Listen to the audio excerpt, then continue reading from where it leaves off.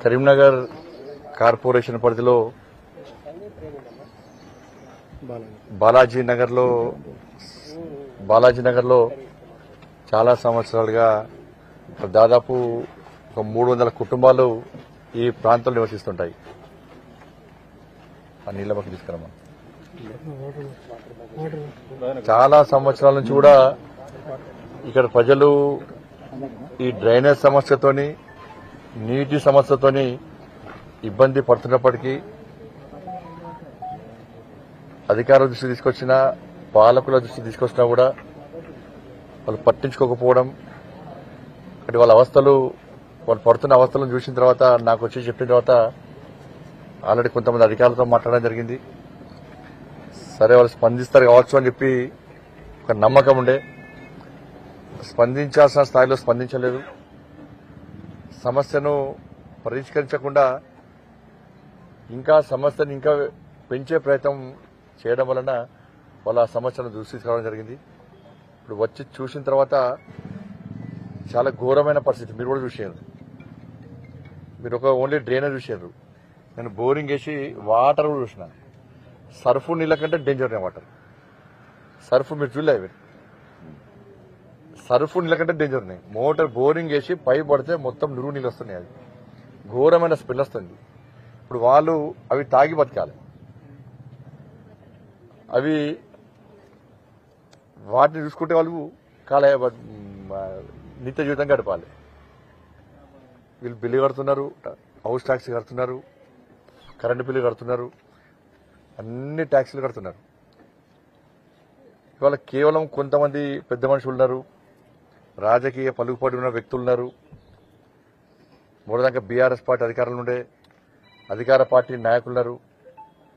కాబట్టి కొంతమంది అధికారులు వాళ్ళకు అనుకూలంగా వివరించే ప్రయత్నం చేస్తున్నారు. ఇప్పుడు 300 మంది కుటుంబాలు వాళ్ళకు ముఖ్యం కాదు, కేవలం రాజకీయ పలుకుబడి ఉన్నటువంటి ఒక వ్యక్తి మాత్రమే వాళ్ళకు ముఖ్యం. సరే, ఎవరికీ నష్టం జరగదు, కానీ నిబంధనల ప్రకారం ప్రజలు పడుతున్న ఇబ్బందిని దృష్టిలో ఉంచుకొని దాని సమస్యను పరిష్కరించాల్సిన బాధ్యత అధికారుల మీద ఉంది.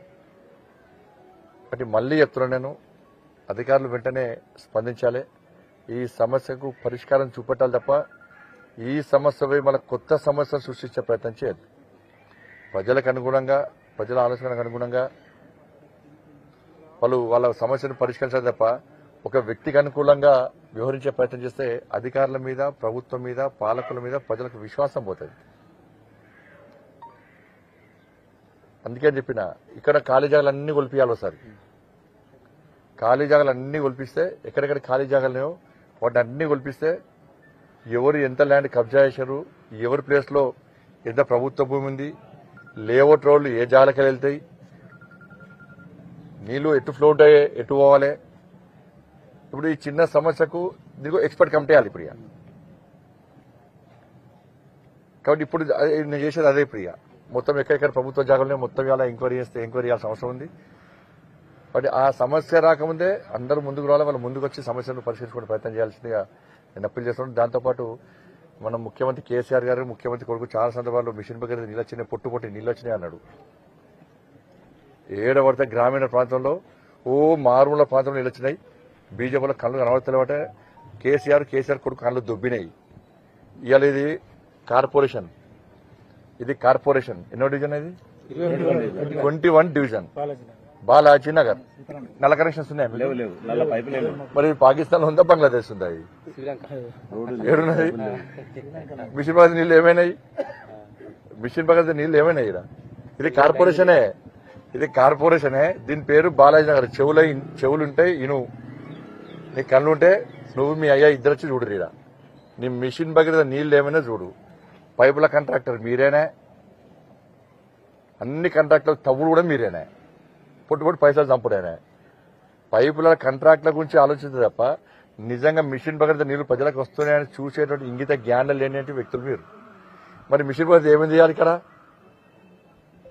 ఇలా నేను గతంలో కార్పొరేట్ ఉన్నప్పుడు ఈ ప్రాంతానికి పైప్ లైన్ కనెక్షన్ ఇచ్చిన. అప్పుడు డి శంకర్ మేయర్ గారు ఉండే, వారు సహకరించారు కాబట్టి, వారు మంచి ఆలోచన చేశారు కాబట్టి వాళ్ళ సపరేట్ పైప్ లైన్ నుంచి నల్ల కనెక్షన్లు పబ్లిక్ ట్యాప్ కనెక్షన్స్ పెట్టినాం. ఇప్పుడు ఆ పబ్లిక్ ట్యాప్ కనెక్షన్స్ కూడా అవి కూడా నీళ్ళు వస్తలేవు. మరి నీళ్ళు ఏం నీళ్ళు తాగాలి వీళ్ళు? కొన్ని బోర్ నీళ్ళు తాగుదామంటేనో ఆ మూర్ఖు నీళ్ళు రావట్టే. తాగుదామంటే మున్సిపల్ కార్పొరేషన్ నీళ్ళు ఇస్తలేదా? పేరు మాత్రం వాళ్ళు మున్సిపాలిటీలో ఉన్నారు, కార్పొరేషన్లో ఉన్నారు. పన్నులు మాత్రం కార్పొరేషన్ పన్నులే. కానీ గ్రామ పంచాయతీ కింద ఘోరమైన పరిస్థితి. కాబట్టి దీని మీద అధికారులు స్పందించాల్సిన అవసరం ఉంది. తప్పకుండా నేను కూడా దీన్ని వెంటబడతా. తప్పకుండా ఈ సమస్యను పరిష్కరించే వారు కూడా ఎవరిని వదిలిపెట్టే ప్రసక్తే లేదు.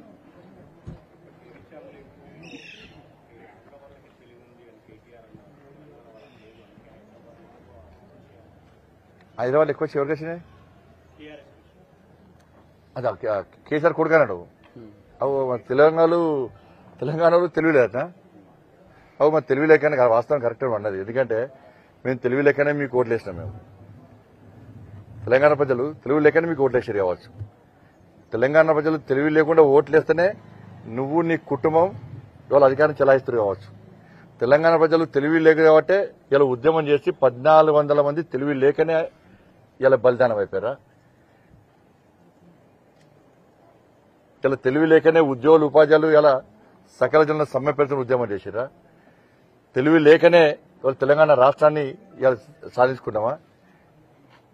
ఇప్పుడు నీకు తెలంగాణలో తెలివి లేని లెక్క కనబడతారు. ఇప్పుడు ఇంకోళ్ళు మంచిగా కనబడుతున్నారు. ఆకలి ఉండాలి, సిగ్గుండాలి కొంచెం అన్న. ఇప్పుడు తెలంగాణ ప్రజలు ఆలోచించాలి. ఇలా కేసీఆర్ కొడుకు మాటలు మీరు విన్నారు కదా. తెలంగాణ ప్రజలు తెలివి లేనట. ఇక ఇప్పుడు బీఆర్ఎస్ కోటేరియా. తెలంగాణ సమాజాన్ని అప్పీల్ చేస్తున్నా. తెలంగాణ ప్రజలు తెలివి లేనోళ్ళు అని కేసీఆర్ కొడుకు అన్నది వాస్తవం, చెప్పింది వాస్తవం, మాట్లాడింది వాస్తవం. ఇప్పుడు తెలంగాణ ప్రజలు ఆలోచించాలి. మనకు తెలివి ఉందా, మనకు తెలివి లేదా? తెలివి ఉంటే బీఆర్ఎస్ కోటేయకుండ్రి, తెలివి లేని అందరూ కూడా బీఆర్ఎస్ కోటేయండి. సిగ్గుండాలే, కొంచెం అకలు ఉండాలి. నువ్వు నీ అయ్య నీ కుటుంబం పొట్టు సంపాదించుకున్నారు. ప్రజల రక్తం దాగిరు, మీరు పేదోళ్ళ రక్తం దాగిరు. ఇవాళ లక్షల కోట్లు సంపాదించారు. దొంగదందాలు, లంగదందాలు, లఫంగ దందాలు అన్ని కుటుంబం చేసింది. ఇవాళ నీ అయ్య ముఖ్యమంత్రి ఎవరోట్ల వల్ల అయ్యిండు? నీ అయ్య ముఖ్యమంత్రి. తెలంగాణలో ఓట్లేస్తేనే నీ అయ్య ముఖ్యమంత్రి అయ్యిండు. తెలంగాణలో ఓట్లేస్తేనే నువ్వు అమెరికాలో చిప్పలు కడుక్కునే నువ్వు ఇవాళ తెలంగాణకు వచ్చి మంత్రిపైన తెలంగాణలో ఓట్లేస్తేనే నీ చెల్లె ఎంపీ అయింది, ఎమ్మెల్సీ అయింది. తెలంగాణలో దోసుకుంటేనే పోయి ఇక్కడ దోసుకొని ఎక్స్పర్ట్ అయి మీ కుటుంబం బయట రాష్ట్రంలో దందా చేశారు. ఇవాళ మీరు ఇచ్చిన బిల్లు తెలంగాణ వాళ్ళకు మీకు అధికారం అప్పచెప్పి కొట్లాడి 1400 మంది బలిదానమై కష్టపడి తెలంగాణ రాష్ట్రాన్ని సాధించుకొని ఇలా తెలంగాణ ప్రజలకు మీకు ముఖ్యమంత్రి మంత్రి పదవులు ఇస్తే ఇలా కేసీఆర్ కుటుంబం తెలంగాణ ప్రజలకు ఇచ్చిన బిరుదేంది? ఏమన్నాడే? తెలంగాణ ప్రజలకు కేసీఆర్ కుటుంబం ఇచ్చిన బిరుదు ఏంది అంటే తెలంగాణలో తెలివి లేనోళ్ళు. ఇప్పుడు తెలంగాణ ప్రజలు ఆలోచించాలి. ఇవాళ తీసి కొడతాయి. పార్లమెంట్ ఎన్నికల్లో బీఆర్ఎస్ పార్టీకి ఒక్కొక్కరికి ఓటు పడదు. ఇలా బీఆర్ఎస్ పార్టీ సింబల్ మీద పోటీ చేస్తున్నటువంటి అభ్యర్థులారా, ఇప్పటికైనా మీరు విడ్రాగానే మీకు ఎవ్వరు ఒకటి రాసి పెట్టుకోవాలి. ఇప్పుడు నేనైతే ఊకోను, నేను మా పార్టీ అయితే ఊకోదు. ఇప్పుడు తెలంగాణలో తెలివిందో ఇప్పుడు చూపడతాం. తెలంగాణలో తెలివిమంతులు ఎట్లా తెలివిమంతులో ఇప్పుడు చూపడతాం. ఇప్పుడు ఇక్కడ నాకు తెలిసి డౌట్ ఏంటంటే ఆ చేపల పులుసు ఎఫెక్ట్ ఉన్నట్టున్నది వీళ్ళకి. చేపల పులుసు ఎఫెక్ట్ పనిచేసింది. అందుకే తెలంగాణలో తెలివిలోనే కనబడుతున్నారు, మిగతా వాళ్ళు తెలివి ఉన్నోళ్ళకే కనబడుతున్నారు. చేపల పులుసు ఎఫెక్ట్ అంతా అది.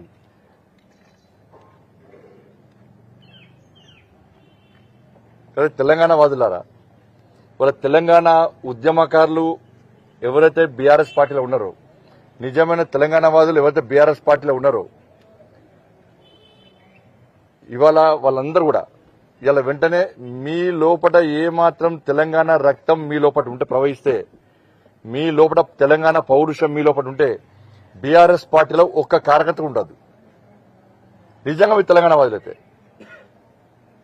ఇలా అక్కడక్కడ డిబేట్లో కొంతమంది ఉద్యమ నాయకులతో వస్తున్నారు. కొంతమంది ఇవాళ డిబేట్లలో దీన్ని ప్రస్తావించని చెప్పండి. ఇలా మీరు అక్కడక్కడ డిబేట్లో కొత్తగా స్టార్ట్ చేసేది మధ్య ఏంటంటే కేసీఆర్ కొంత పొరపాటు చేసిండే, కొంత పొరపాటు చేసిండు. అంటే పొరపాటు చేసినట్టు ఇక పొరపాటు చేయడన్నట్టు, అంటే కేసీఆర్ మంచోడు అనేది ఓ తయారు చేస్తారు కావాలని. ఇక్కడ పోటీ చేసే అభ్యర్థి అంటే ప్లాన్ ప్రకారం మళ్ళా తెలంగాణ ప్రజలను మోసం చేసే ప్రయత్నం చేస్తున్నారు. ఇప్పుడు తెలంగాణ ప్రజలు తెలివిమంతులు అయ్యారు. ఇప్పుడు తెలివిమంతులు అయ్యా తీసి లారీ కొడితే తీసుకపోయి నీ కుటుంబం నువ్వు పోయి ఎటు కాకుండా అయిపోయారు. మీ అయ్యే ఫామ్ మీద గడ్డి కూర్చుకోవడం కూర్చోండి, అలా తీసి చంపచ్చలు అనిపించారు. తెలివిమంతులు అయినాం ఇప్పుడు. కానీ తెలంగాణ సమాజం అప్పీల్ చేస్తున్నాం. మన లోపల తెలంగాణ రక్తం ఉంది, మనకు ఉద్యమ చరిత్ర అన్నది, తెలంగాణ పౌరుషం మన లోపడుతున్నది.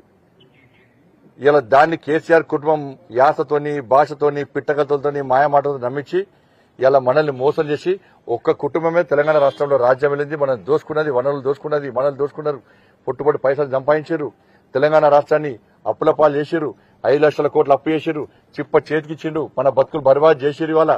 కాబట్టి అన్ని వసూలు అన్ని ఎంత దంపుకోవాలంత దంపుకున్నారు, ఏ జ్ఞానం చేసుకున్నారు.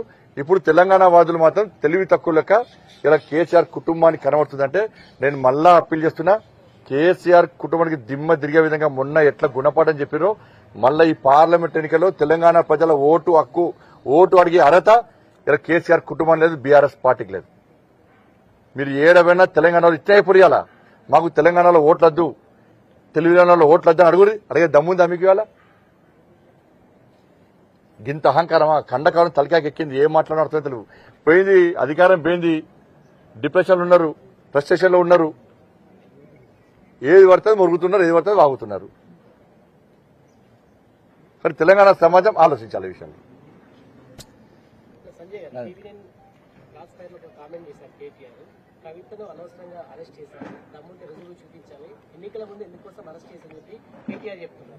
నేను ఈడీ అధికారిని కాదు, లేకుంటే సిబిఐ అధికారి కాదు. వాళ్ళు ఎట్టుంటే వాళ్ళు అధికారులు నేర్చుకుంటారు, వాళ్ళు చేస్తారు. నేను భారతీయ జనతా పార్టీ కార్యకర్త నేను, కాబట్టి దాని మీద కామెంట్ చేసేటువంటి అధికారం నాకు లేదు. కాబట్టి వాళ్ళు చూసుకుంటారు, అధికారులు చూసుకుంటారు. ఇక కేటీఆర్ ఈడీ వాళ్ళని అడగాలి, సిబిఐ వాళ్ళని అడగాలి, అందుకని చేసినా ఎందుకు చేసినా అడగాలి, వాళ్ళని అడగాలి. ఇంకొక విషయం, కేటీఆర్ ఫోన్ ట్యాపింగ్ విషయంలో నిజంగా నేను తప్పు చేస్తే ఏ విచారణకైనా సిద్ధం, కడిగిన ముత్యంలో బయటకు వస్తాను. కడిగిన ముత్యం అని వాళ్ళకి తెలవడం సేమ్. ఈ కడిగిన ముత్యము ఆ ముత్యం అనే కుంభం నుంచారు అనేది, ఈ భాష మాట్లాడే కుంభం నుంచారు. వాళ్ళ చెలవడం మనం పోయేటప్పుడు కడిగిన ముత్యానిక బయటకు వస్తానది. అంటే వీళ్ళకు నాకు ఇప్పుడు మీరు చూడండి, ఒక అబ్జర్వ్ చేయాలి, కేసీఆర్ తలుపుట మాడతాడు, సేమ్ వాళ్ళ కుటుంబం అంతా తలుపుటనే మాడుతుంది. అదే ఇలాంటి ట్రైన్డ్ అంటారు, శిక్షణ పొందినటువంటి నిపుణులు ఈ కేసీఆర్ కుటుంబం. అయ్యేది మాట్లాడితే బిడ్డదే మాడుతుంది, డైలాగ్స్ సేమ్ డైలాగ్స్, బిడ్డదే మాడితే కొడుకు అదే మాడతారు. ఇలా కడిగిన ఇలా వాస్తవానికి కాంగ్రెస్ పార్టీ ప్రభుత్వం యొక్క వైఫల్యం ఇది. ఫోన్ ట్యాపింగ్ చేసిందన్నది వాళ్ళే, వాళ్ళ మంత్రులు అంటున్నారు, అధికారులు అంటున్నారు, విచారణ చేస్తాము, అన్ని విషయాలు అరెస్ట్ చేసినటువంటి వ్యక్తులు అన్ని విషయాలు బయటికి వచ్చినాయి అంటున్నారు, చెప్పినామంటున్నారు, అరెస్ట్ చేస్తామంటున్నారు. కానీ ఫోన్ ట్యాపింగ్ కు ప్రధాన సూత్రధారులు ఎవరు కూడా అధికారులు తెలుసు, ప్రభుత్వం తెలుసు. కానీ వాళ్ళని ఇప్పటి వరకు కూడా ఎందుకు అరెస్ట్ చేయలేకపోతున్నది, వాళ్ళ మీద ఇప్పటికీ క్రిమినల్ కేసులు ఎందుకు పెట్టలేకపోతున్నారు? ఇప్పుడు కాళేశ్వరంలో అవినీతి జరిగింది ఒక్కరిని అరెస్ట్ చేశారా?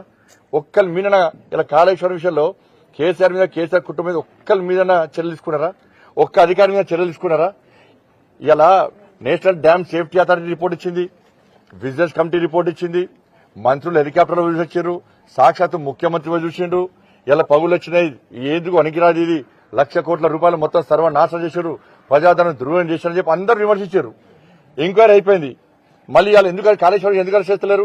Same phone tapping. అదే గతంలో బీఆర్ఎస్ పార్టీ ఏం చేసింది, ఈ సిట్ల పేరుతోని నైమ్ కేసులో సిట్ వేసినాం, ఇంటర్మీడియట్ విద్యార్థుల ఆత్మహత్య కేసులో సిట్ వేసినాం, డ్రగ్స్ కేసులో సిట్ వేసినాం, మియాపూర్ ల్యాండ్ లో సిట్ వేసినామని వాళ్ళు అన్నారు. వీళ్ళు విచారణ పేరుతో వీళ్ళు టైం పాస్ చేస్తున్నారు కాంగ్రెస్ పార్టీ ప్రభుత్వం. ఫోన్ ట్యాపింగ్ విషయంలో చేసింది వాస్తవం, వాళ్ళే అన్నారు. భార్యాభర్తల ఫోన్లు కూడా ట్యాపింగ్ సిగ్గు లేదా అని చెప్పి బీఆర్ఎస్ తిట్టారు. తిట్టినప్పుడు ఎవరు చేసినా మీకు తెలుసు కదా, తెలిసినప్పుడు ఏం చేయాలి? అరెస్ట్ చేయాలి, క్రిమినల్ కేసులు తీసి లోపల నూకాలి. మా ప్రభుత్వం ఏర్పడదు అంటే ఇప్పటికి లోపల నూకుతాం, మేము గ్యారంటీ నూకుతాం. మేము ఈ రాచమర్యాలు ఇచ్చి పిలుస్తాం, మేము బొట్టు పెట్టి రా అంటే స్థారాలు తీసి లోపల నూకితే పోతున్నారు. గది పెట్టకుండా ఈ కాళేశ్వరం అని టైం పాస్ చేస్తున్నారు, కృష్ణానీళ్ళు అని టైం పాస్ చేస్తున్నారు, ఫోన్ టైపింగ్ అని టైం పాస్ చేస్తున్నారు. ఈ టైం పాస్ వాళ్ళకి అండర్స్టాండింగ్ ఇచ్చారు, ఇద్దరిది అండర్స్టాండింగ్. ఎందుకంటే 6 గంటల మీద బీఆర్ఎస్ మాట్లాడతారు, ఇప్పుడు మాట్లాడలేరు. ఎందుకంటే వీళ్ళు అది మాట్లాడద్దు, వాళ్ళు ఇది మాట్లాడద్దు. ఇంకోటి తెలంగాణలో 12 సీట్లను సాధిస్తాము, దేశంలో ఇది బీజేపీ రాదు, కాంగ్రెస్ రాదు, మేమే కేసీఆర్ పార్టీలో పోలిస్తామని చెప్పి కేటీఆర్ అంటున్నారు. అది పెద్ద జోక్ అన్నది. ఇప్పుడు నువ్వే నవ్వుతున్నావు, మేము నవ్వుతాం, అందరు నవ్వుతున్నావు. 12 సీట్లు బీఆర్ గెలుస్తుందంటే అందరు నవ్వుతున్నారు. అది పెద్ద జోక్. అది జోకర్ గట్టే మాడతారు. ఇప్పుడు చాలా లోకల్ పార్టీ చాలా ఉంటాయి కదా, వాళ్ళు కూడా 17 గెలిచాయనుకుంటారు. నీకు ఎన్ని సీట్లే? 12 సీట్లు గెలిస్తే నువ్వు ఏం బిక్తావు చెప్పు? ఏం చేస్తావు? ఎవరు ప్రధానమంత్రి? మీ అభ్యర్థి వాళ్ళు? ఇప్పుడు దేశ ప్రధాని నిర్ణయించే ఎన్నికలు. మరి నీ బీఆర్ఎస్ పార్టీకి 17 సీట్లు ఇచ్చారనుకో, మీ ప్రధానమంత్రి అభ్యర్థి వాళ్ళు చెప్పు. మీ అయ్యానా? కాదు. మీ అయ్య అక్కడ గుజరాత్ లో పోటీ చేస్తా అన్నాడు, కర్ణాటకలో పోటీ చేస్తా అన్నాడు, మహారాష్ట్రలో పోటీ చేస్తా అన్నాడు, ఒరిస్సాలో పోటీ చేస్తా అన్నాడు, ఇంకా పాకిస్తాన్, బంగ్లాదేశ్ అనలే. ఇప్పుడు నెక్స్ట్ టీఆర్ఎస్ బీఆర్ఎస్ అయింది, నెక్స్ట్ పీఆర్ఎస్ అవుతుంది. ప్రపంచ రాష్ట్ర సమితి కూడా అవుతుంది. కానీ దానికి అధ్యక్షుడు ఉండడు, దానికి కార్యకర్తలు ఉండరు, పోటీ చేయడానికి అభ్యర్థులు ఉండరు. ఇప్పుడు వినోద్ కుమార్ నిన్న అన్నాడు సార్, అది ఎంపీ ఉండగా మళ్ళీ ఎమ్మెల్యేకి ఎందుకు పోటీ చేశారని నిన్న కామెంట్ చేశారు. అది వాళ్ళ పార్టీల గురించి ఆలోచించాలి. వాళ్ళ పార్టీ వాళ్ళు చేయలేదా? వాళ్ళ పార్టీ వాళ్ళు ఎందుకు చేశారు? అది నా ఇష్టం. ప్రజాస్వామ్యం. ఎవ్వరు ఎక్కడికైనా పోటీ చేయొచ్చు. అట్లా చేయొద్దని అంబేద్కర్ ఇచ్చిన రాజ్యాంగాన్ని వాళ్ళ నాయకుడు కేసీఆర్ మార్చాడు కదా, మార్చుకోండి. మరి ఎంత ఉంటే పోటీ అయ్యా ఎమ్మెల్యేగా పోటీ చేసిన అభ్యర్థి ఎంపీగా పోటీ చేయొద్దని అన్న రాజ్యాంగంలో ఏమైనా ఉంటే చెప్పండి ఇది చేయ. ఈయనోడు చెప్పడానికి నాకు పోయి కేసీఆర్ చెప్పమని చెప్పాను. ఇట్లా స్మార్ట్ సిటీ పైసలు ఎందుకు డైవర్ట్ చేసినావు? ఇంతవరకు కరీంనగర్ పార్లమెంట్ ఎంపీ ఉన్నప్పుడు ఒక్క పైసా తీసుకురాలే, అన్ని తీసుకొచ్చి నీకు దోషపెడితే కుటుంబాన్ని దోషపెడితే కదా. ఇప్పుడు ఏముంటున్నానే, ఈయన మంచోడట, కేసీఆర్ మంచోడట. మరి కేసీఆర్ ముఖం పెట్టుకుని ఎలక్షన్ రా, ఇప్పుడు సంగతి చెప్తాం. ఫోన్ ట్యాపింగ్ లా కీలక నేతలను అరెస్ట్ చేయక ఇచ్చిన టైం పాస్ చేస్తారే మీ గవర్నమెంట్ వస్తుంది కదా, వచ్చిన తర్వాత సిబిఐకి ఇచ్చే అవకాశం. సిబిఐకి ఎంత దూరం తీసుకెళ్ళి లోపల నూకుతాం, ఇంత సిబిఐ దాకా పోతాం మేము. ధన్యవాదాలు.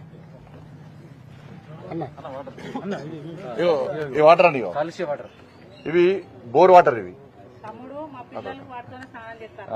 ఈ బోర్ వాటర్ ఇప్పుడు ఈ నీళ్ళే తాగాలి, ఈ నీళ్ళే స్నానం చేయాలి. వీళ్ళు ఈ నీళ్ళు తాగి వీళ్ళు ఆరోగ్యాలు ఖరాబ్ చేసుకోవాలి. ఇది బాలాజీనగర్ కరీంనగర్ మున్సిపల్ కార్పొరేషన్ లో బాలాజీనగర్ లోని ఈ నీళ్ళు ఎవరికైనా కావాల్స్తే బీఆర్ఎస్ పార్టీలో కానీ వాళ్ళకి కావాల్స్తే వచ్చి తీసుకోవచ్చు. ట్యాంకర్ కూడా నింపి పంపుతాం, స్నానం చేసి పడతారు.